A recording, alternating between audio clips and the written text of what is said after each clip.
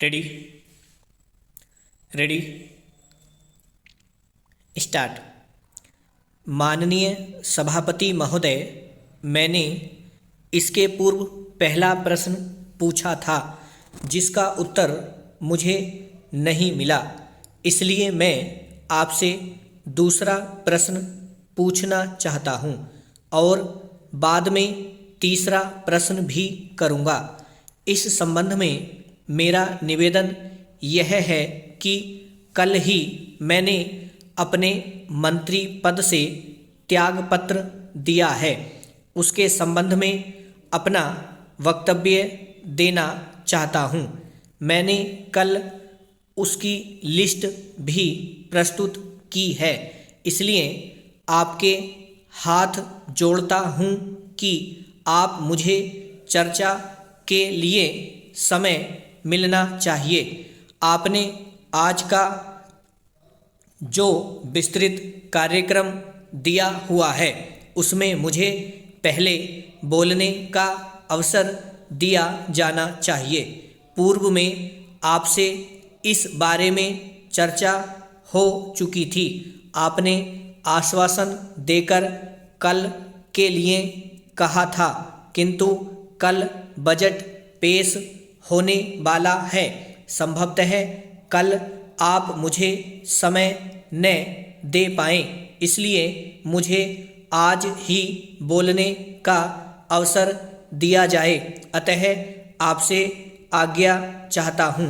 सदन के नेता की ओर से जो प्रस्ताव रखा गया है, हम उस प्रस्ताव को मान्य नहीं कर सकते, क्योंकि यह अत्यंत गंभीर घटना का रूप धारण कर चुकी है।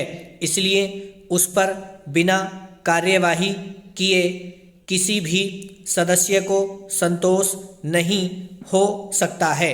मुझे इसका खेद है कि हम सदन के नेता के प्रस्ताव को मान नहीं सकते हैं।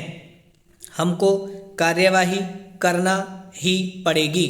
माननीय सभापति जी, संविधान का नाम लेकर मुझ पर जिस प्रकार से आरोप लगाया जा रहा है, जो षड्यंत्र रचा जा रहा है, तो उन माननीय सदस्यों को यह भी जानकारी होनी चाहिए कि आज दक्षिण के अंदर हिंदी भाषा के साथ अन्याय हो रहा है।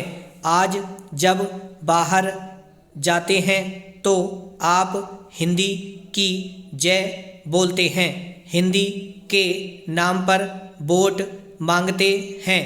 इस देश और प्रदेश के बहुत बड़े बड़े नेता हैं जो हिंदी को लेकर ही उसका नाम ऊंचा करना चाहते हैं, हिंदी को ऊपर उठाना चाहते हैं।